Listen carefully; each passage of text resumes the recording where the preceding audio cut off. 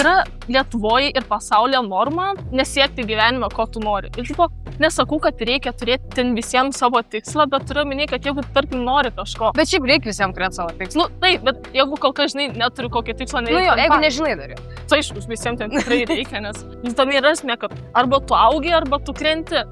Ir aplinkiniai labai, pažiūrėjau, su tokia viena draugė buvau kalbėjusi ir sakau, gerai, ką tu tarkim nori daryti? Ir jinai turėjo tokius du pasirinkimus, vienas lengvesnis, kitas sunkesnis. Sako, ai, tai aš gal tą lengvesnį, sakau, o kodėl?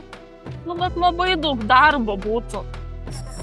Nu, tipo, žinai, yra tas pasakymas, kur, tipo, kuo sunkesnis darbas, tuo geresnis. Taip. Ir man taip liūdna, kad norma yra tiesiog pagal kitų logiką, tu jau geriau visą savo gyvenimą dirb, to, ko tu nenori, vietoj to, kad tu, tarkim, tos, nuo 2 iki 8 metų dirbtum ant savo tikslo, ant savo ateities. Man taip liūdna, kad žmonės nesupranta, kad tik tai dėl to, kad yra kažkas sunku, tai nereiškia, kad nėra verta.